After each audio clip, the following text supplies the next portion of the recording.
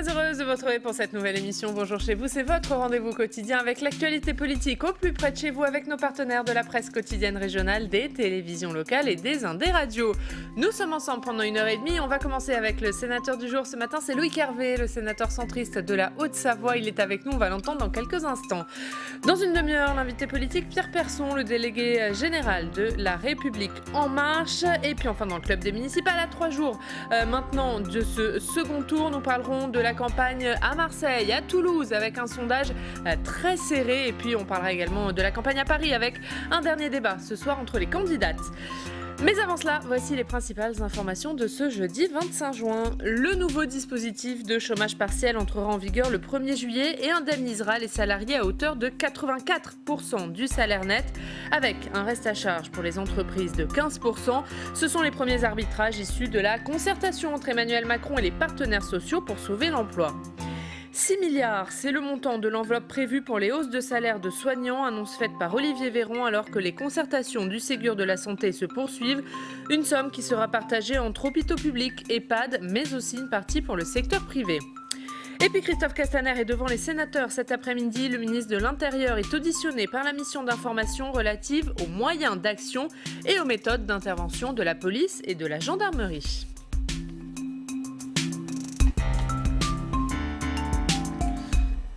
Bonjour Loïc Hervé. Bonjour. Merci beaucoup d'être avec nous ce matin, avec sénateur plaisir. de la Haute-Savoie. Vous êtes membre du groupe Union Centriste.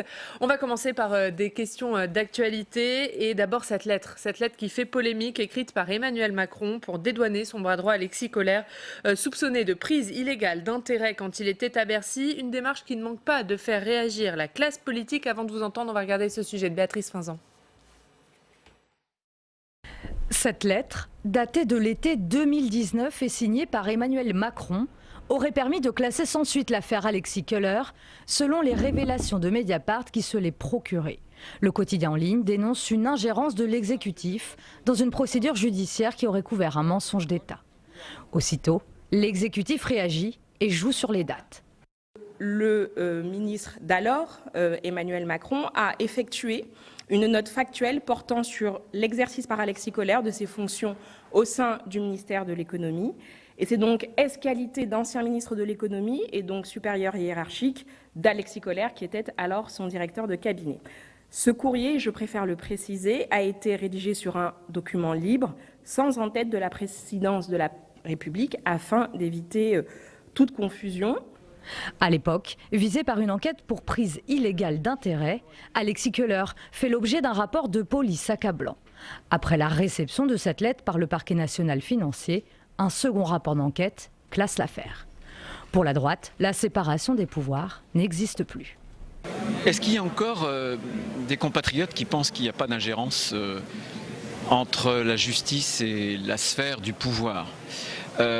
Qui peut penser aujourd'hui en France qu'il y a une parfaite indépendance de la justice ? Des juges d'instruction ont relancé les investigations visant le secrétaire général de l'Élysée à la demande de l'association anticorruption Anticor. Loïc Hervé, que pensez-vous des révélations sur cette lettre écrite par Emmanuel Macron ? Je ne sais pas ce que cette lettre proprement dit aura comme conséquence. Visiblement, l'enquête pénale reprend.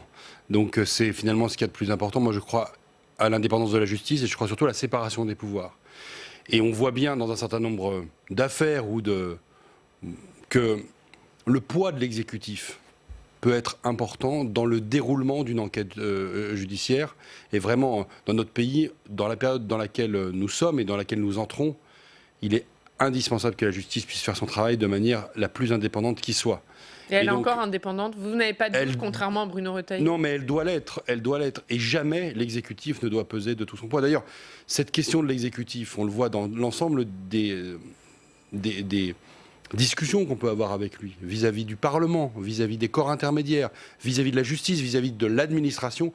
Le poids et la lourdeur de l'exécutif parfois conduit à des choses comme ça où on peut finalement se poser la question de savoir si...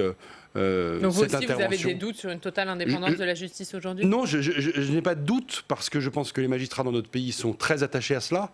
Mais je me dis qu'il faut que nous soyons, et c'est le rôle du Parlement dans le contrôle de l'exécutif, dans le contrôle du gouvernement, de faire très attention à ce que, à chaque moment, et quand des affaires touchent à l'entourage même du président de la République, nous soyons vraiment très vigilants à ce qu'on n'aille pas trop loin. L'autre actualité, c'est cette statue de Colbert taguée à l'Assemblée nationale, taguée de l'expression négrophobie d'État. Est-ce que c'est un acte que vous condamnez ? Absolument. L'histoire de France, et Dieu sait que le Sénat y est attaché, elle forme, comme disait Clémenceau, un bloc. Et les polémiques, elles ont toute leur légitimité, mais quand elles sont dans les facultés d'histoire et de sciences politiques, on peut remettre en cause la vie, l'histoire, de tel ou tel personnage, Schœlcher, Bonaparte, ou même Colbert.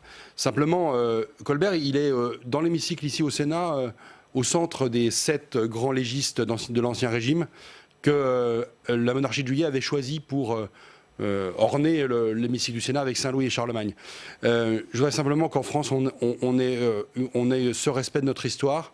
On ne déboulonne personne, on ne macule personne de peinture, on respecte notre histoire telle qu'elle est.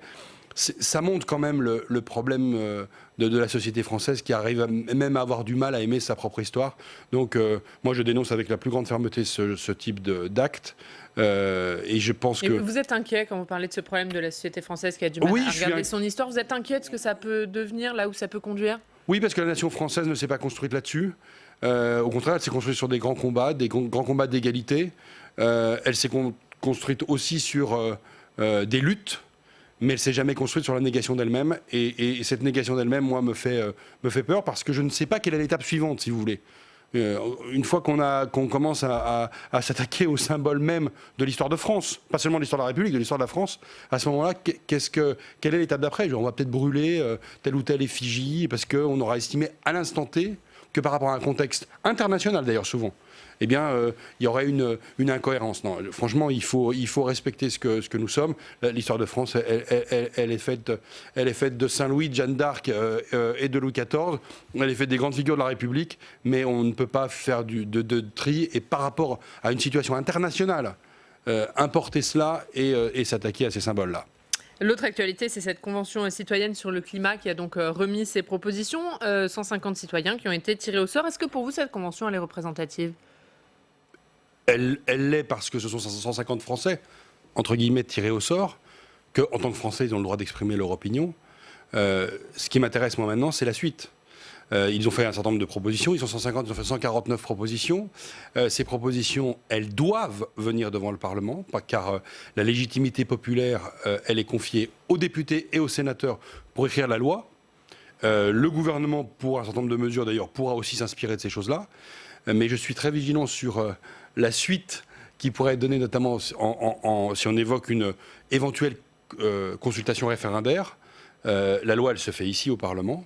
Et on ne doit, de mon point de vue, interroger les Français en direct que sur des grandes questions du type Europe, par exemple. L'entrée de la Grande-Bretagne dans l'Union européenne avait donné lieu à un référendum en France. Ça, c'est une question qui était importante à l'époque d'être posée aux Français. Donc vous n'êtes pas favorable à un référendum sur ces propositions ? Moi, le référendum QCM, où on demande aux gens s'ils veulent passer de 130 à 110, ou s'ils veulent que telle ou telle mesure environnementale soit prise, qu'elle soit d'ailleurs de nature législative, réglementaire ou je ne sais quoi, je trouve que c'est très risqué sur un plan démocratique, puisque ça affaiblira le rôle du Parlement, la capacité d'amendement, la capacité de débat, et surtout ça interdira toute forme de débat avec la société.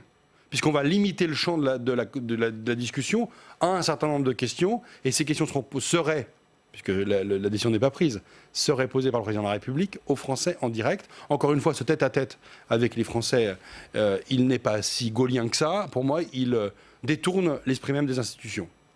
Sur certaines de ces propositions, est-ce que vous êtes favorable, par exemple, à l'abaissement de la vitesse à 110 km/h sur les autoroutes ? Est-ce que ça, c'est une bonne idée ? Non, je pense que c'est une très mauvaise idée. D'ailleurs, on a vu ce que ça avait donné sur le 90 vers le 80. Je pense que la question des... Oui, c'est un risque d'une nouvelle fronde, notamment des élus locaux. Mais bien sûr, franchement, laissons aux préfets, aux présidents de conseils départementaux pour les routes départementales la capacité d'adapter la vitesse des grandes voiries, alors des routes départementales, des axes nationales ou des autoroutes, notamment je pense aux voies urbaines, des contournements d'agglomération. Laissons ce pouvoir aux préfets et aux présidents de conseils départementaux de pouvoir décider ensemble des mesures les mieux adaptées en fonction de l'accidentologie. Mais ces mesures nationales qui consistent à dire on décide nationalement pour des raisons environnementales, tout à fait contestables d'ailleurs, de baisser la vitesse, moi ça me paraît complètement absurde. Ma foi, si cette décision, cette erreur nouvelle devait être commise, on la combattrait comme on l'a combattue d'ailleurs au moment du 90 à l'heure. Est-ce qu'il y a quand même des propositions où vous vous dites oui, c'est bien, c'est une bonne idée, il faut suivre? La question climatique, et moi je viens d'un département où l'environnement est une question très importante. Vous imaginez la Haute-Savoie, ce que ça représente en termes de préservation du massif du Mont-Blanc, de pollution de l'air, de mobilité, de défense des écosystèmes, de la forêt. Moi je suis très impliqué sur les questions forestières par exemple. Tout ce qui permettra de mettre le débat environnemental sur le tapis et d'en parler avec les Français, d'en parler avec les élus locaux, c'est quelque chose qui, moi, me paraît positif. Donc, à cet égard, la Convention sur le climat qui a été réunie au Conseil économique et social est quelque chose qui va dans le bon sens. Et un certain nombre de propositions sont assez consensuelles, d'ailleurs. Il n'y a pas de difficulté là-dessus. Mais ce que je veux dire par là, c'est qu'il ne faut pas que la loi soit faite ailleurs qu'à l'endroit où elle doit être faite, c'est-à-dire au Parlement pour ce qui est du domaine législatif, et puis par le gouvernement pour ce qui est du domaine réglementaire. C'est quand même ça, article 34, article 37 de la Constitution, les fondements de la Ve République, et pas seulement le dialogue direct entre le président de la République et le peuple. Un mot sur ce qui s'est passé hier à l'Assemblée, cette audition du professeur Raoult qui a étrillé la gestion de la crise par le gouvernement, notamment sur la question des tests. Est-ce qu'il a raison? Est-ce qu'il y a une mauvaise gestion de la part du gouvernement, des mauvaises décisions qui ont été prises pour vous? Je pense que les décisions qui ont été prises, elles ont été prises à un moment donné en fonction de la disponibilité des masques et des tests. Et effectivement, moi, comme parlementaire, je regrette que nous n'ayons pas pu masquer plus et tester plus à un moment donné. Après, il y a la question du protocole du professeur Raoult, où là, je suis moins convaincu, mais n'étant pas médecin, j'ai beaucoup plus de mal à me dire que le protocole mis en place à l'Institut, dont il est le directeur à Marseille, a produit des effets ou pas. Et à la rigueur, c'est les épidémiologistes et sur le long terme qu'on verra effectivement si ce protocole a été satisfaisant. Ce que j'ai suivi une partie de l'audition du professeur Raoult hier. Bon, le personnage est quand même très intéressant et on voit que c'est un homme qui a une réflexion sur les choses, parfois du recul, même un peu philosophique. Et c'était intéressant de l'entendre. Et je me dis, heureusement qu'on a le Parlement dans notre pays, encore une fois. Alors là, pour le coup, c'est nos collègues députés. Mais pour entendre assez rapidement, après une crise aussi grave, ou alors même que cette crise n'est pas tout à fait finie, des personnes de ce rang-là, de ce niveau-là, avec cette dimension un peu polémique, un peu originale qu'est la sienne. J'ai trouvé ça assez intéressant et je trouve que c'était vraiment le moment de le recevoir. Un mot sur Stop Covid. Vous y étiez opposé, vous, à cette application Stop Covid. Est-ce que quand même, c'est pas un moyen de repérer plus facilement dans la période actuelle, de casser ces fameuses chaînes de contamination et d'éviter une deuxième vague? Mais quel désastre, Stop Covid, quel désastre. 2 millions de téléchargements, 500 000 désinstallations, donc on est sur 1 500 000 Français qui l'ont, c'est-à-dire 4% de la population française. Quelques dizaines de cas, quelques dizaines de chaînes qui auraient pu être identifiées et non pas cassées, puisqu'on ne casse que les chaînes de Stop Covid qui parlent de Stop Covid.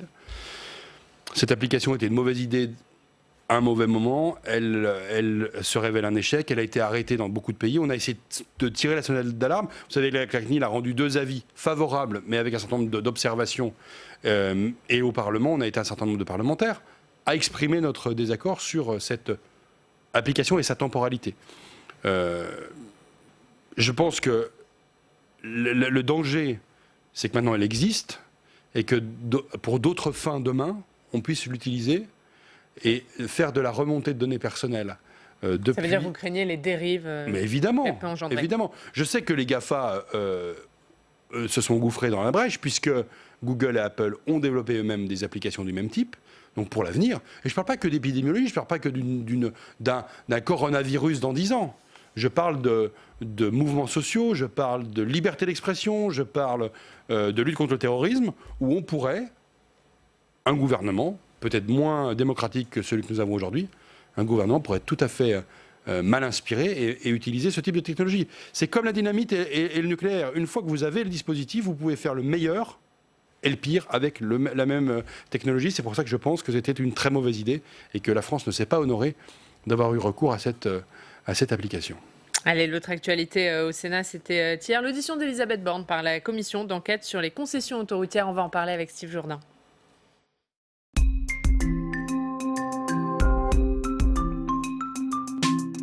Et bonjour Steve. Bonjour Yann, bonjour Loïc Hervé. Et si vous allez donc nous parler de cette audition d'Elisabeth Borne, ministre de la Transition écologique, qui a donc été auditionnée hier par la commission d'enquête chargée des concessions autoroutières. Oui, alors pourquoi Elisabeth Borne devant une telle commission? Il faut revenir 10 ans en arrière. En 2005, le Premier ministre Dominique de Villepin décide de privatiser les autoroutes pour la jolie somme de 14,8 milliards d'euros. Le problème, c'est que cette décision n'a jamais fait consensus. Beaucoup d'élus ont dénoncé et continuent de dénoncer un désastre financier, voire un cadeau attribué aux sociétés concessionnaires privées. Un seul chiffre, Oriane, il va s'afficher. Entre 2006 et 2019, ces sociétés ont empoché plus de 27 milliards d'euros de dividendes. Écoutez ce que dit Elisabeth Borne au sujet de cette décision de privatiser en 2005.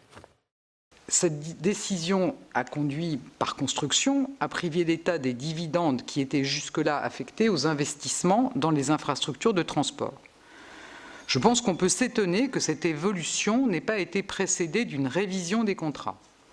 Et ces renégociations de contrats, c'est précisément ce qui a été fait sous la houlette d'Elisabeth Borne 10 ans plus tard. Elisabeth Borne était directrice de cabinet de Ségolène Royal en 2014-2015. Or, 2014-2015, c'est un moment extrêmement sensible puisque c'est l'époque où des avenants sont effectivement négociés entre l'État et les sociétés d'autoroutes, Vinci, Abertis, Eiffage. Ce qu'on sait de ces négociations, c'est qu'un avenant au contrat initial a alors été signé entre l'État et ses groupes privés. Cet avenant prévoyait le gel des prix des péages sur un an. Sur cette décision de 2015, écoutez, le bilan pour le moins mitigé qu'en tire Elisabeth Borne.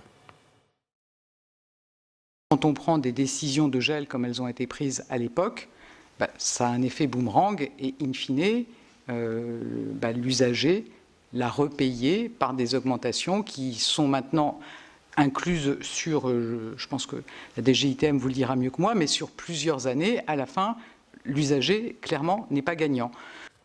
Voilà, les usagers, Oriane, c'est vous, c'est moi, c'est nous tous quand on partira cet été sur l'autoroute des vacances et qu'on devra payer un peu plus cher, effectivement, au péage. Autre interrogation, alors que Ségolène Royal décidait du gel du tarif des péages, un protocole secret était signé au même moment. Ce protocole, il a été révélé par nos confrères de France 2 et de Mediapart. Il prévoit que l'État ne pourra infliger de hausse de taxes à ces sociétés concessionnaires sans compenser leur manque à gagner. Au final, ce protocole se révèle extrêmement juteux pour les sociétés privées puisqu'il permet notamment une hausse de leurs recettes de l'ordre de 500 millions d'euros, c'est déjà pas mal, sur une période de 5 ans. Si c'était à refaire, est-ce qu'Elisabeth Borne signerait à nouveau ce protocole secret avec les sociétés autoroutières? Écoutez sa réponse. Je pense qu'on peut dire aujourd'hui que le bilan du protocole est sans conteste positif, parce qu'il a permis d'éviter des procédures de litige qui auraient imposé immanquablement à l'État, qui auraient été forcément défavorables à l'État.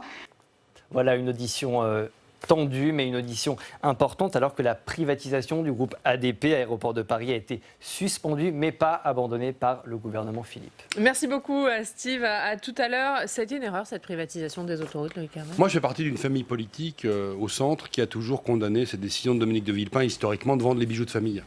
Je considère que les autoroutes à l'époque, étaient des outils d'aménagement du territoire, de dessert des territoires, qui auraient dû rester en main publique, et que cette privatisation, on l'a démontré d'ailleurs, Vincent Delahaye, qui est très impliqué mon collègue du groupe centriste, qui est très impliqué dans cette commission d'enquête, permet de faire le bilan aujourd'hui et de démontrer, ça a été même dit dans la bouche de la ministre, que finalement l'usager ne s'y retrouve pas.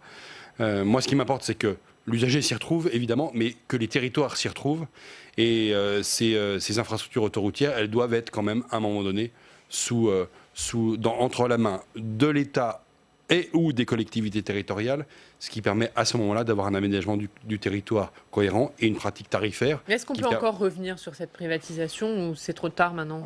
On verra ce que la commission d'enquête en dit, parce que, encore une fois, le rôle du Parlement, de convoquer la ministre des Transports, qui, dans des fonctions précédentes, était directrice de cabinet de Ségolène Royal, démontre qu'on va pouvoir aller jusqu'au bout des questions. Et l'audition d'hier, à bien des égards, est une audition fondatrice de la mission de cette commission d'enquête et permettra d'avoir des avis. Moi, je suis pas membre de cette commission et je ne peux pas préjuger de ce qu'elle en dira.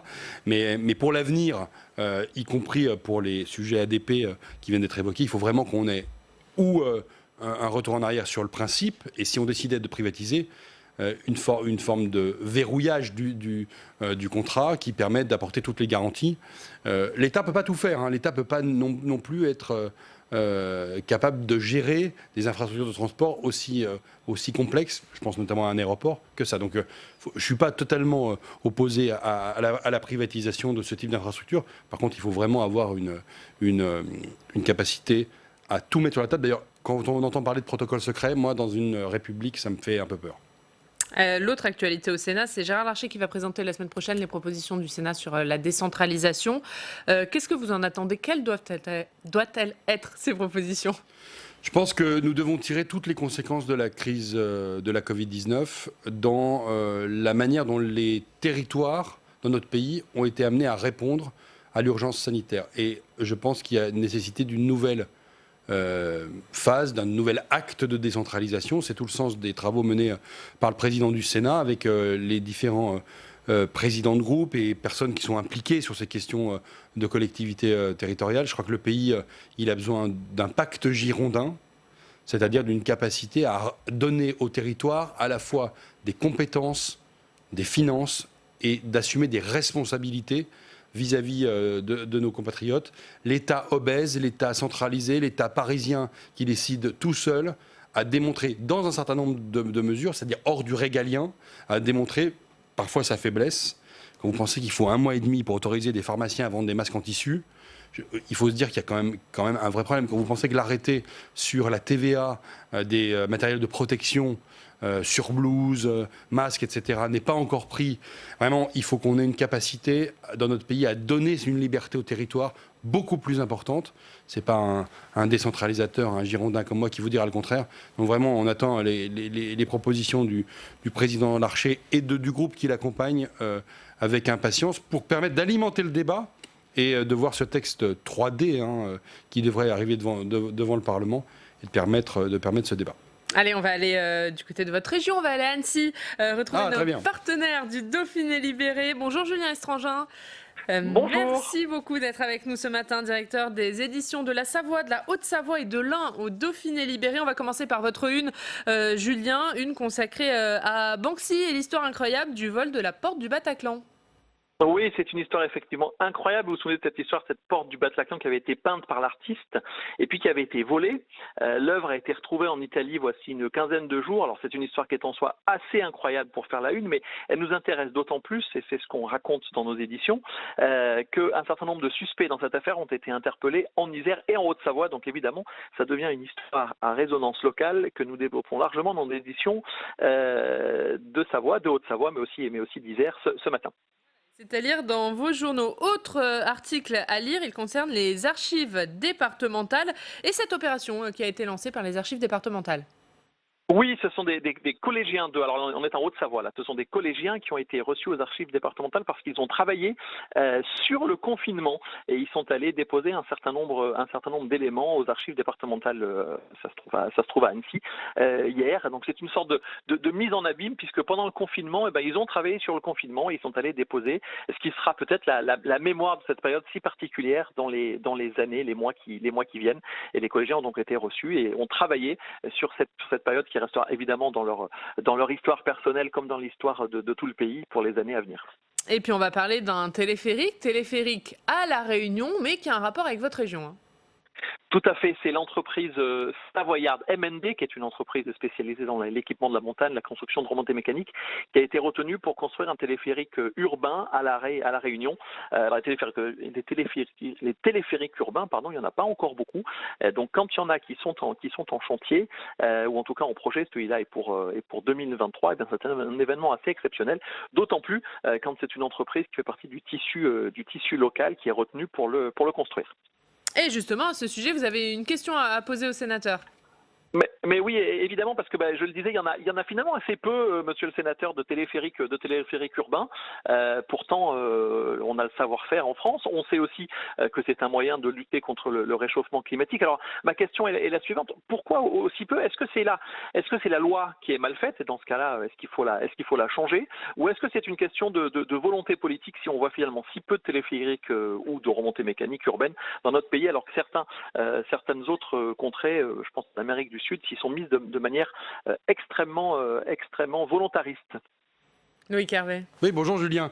Alors cette question est une question absolument essentielle. Je crois que c'est plutôt une question des autorités organisatrices des mobilités plutôt qu'une question législative. Il y a un téléphérique urbain à Brest qui d'ailleurs fonctionne pas tout à fait bien. En France, on a plutôt des habitudes de relations d'ascenseurs valléens entre le fond de vallée et des stations de sport d'hiver, donc avec des projets qui sont en cours d'ailleurs dans les Alpes du Nord. Mais pour moi, c'est plutôt une question qui relève des collectivités locales et ce sont des équipements qui sont encore très onéreux. Alors il y a le téléphérique de la Bastille à Grenoble qui est un téléphérique plutôt à vocation touristique, mais moi je trouve que ce sont des modes de transport tout à fait innovants et intéressants qui n'ont pas d'emprise au sol et donc qui permettent du coup de gagner en termes de contraintes, mais ce sont des appareils qui sont encore extrêmement chers, donc il faut qu'on regarde effectivement comment on peut encourager le développement de ce type d'infrastructure. Et un mot, Julien, avant de se quitter, sur les municipales à Annecy. Évidemment, les municipales à Annecy, puisque la ville est dans une situation assez inédite. Vous savez que c'est une ville qui est ancrée au centre droit depuis des décennies. Et bien là, pour la première fois, le maire sortant, qui est un maire UDI, Jean-Luc Rigaud, est en grande difficulté. Et une alliance qui va de la gauche au vert est en position de pouvoir l'emporter, puisque le candidat qui est soutenu par ELV, François Astorg, et qui s'est allié avec la députée dissidente Frédéric Lardet pour le deuxième tour, à eux deux, leurs listes font près de 50% si on additionne les scores du premier tour. Donc vous voyez à quel point la situation est complexe à Annecy et à quel point l'élection qui se prépare pour dimanche est passionnante, puisqu'on est dans une situation totalement inédite pour la ville d'Annecy. Situation un petit peu comparable également à Chambéry d'ailleurs, où une alliance à peu près comparable pourrait l'emporter face au maire sortant, les Républicains. Et on suivra tout ça. Merci beaucoup Julien d'avoir été avec nous. On va revoir la une du Dauphiné et l'histoire incroyable du vol de la porte du Bataclan. Merci beaucoup Julien Estrangin d'avoir été en direct avec nous depuis Annecy. Un mot très rapidement, puisqu'on parle d'élections, Loïc Hervé. Est-ce que vous êtes favorable au report des régionales et des départementales? A priori non. Parce que je pense qu'il faudrait qu'on sorte de cette manie de vouloir à un an des élections municipales, vouloir les reporter. Le président de la République évoque une réforme territoriale, une réforme en tout cas du mode d'élection ou de fonctionnement des conseils départementaux et des conseils régionaux. Après avoir dit il y a quelques années qu'il n'y toucherait pas. Moi, honnêtement, la priorité du pays n'est pas à ce type de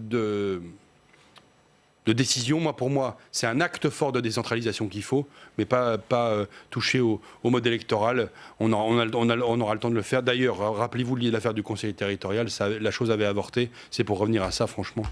Non, merci. Et ce sera le mot de la fin. Merci beaucoup. Merci.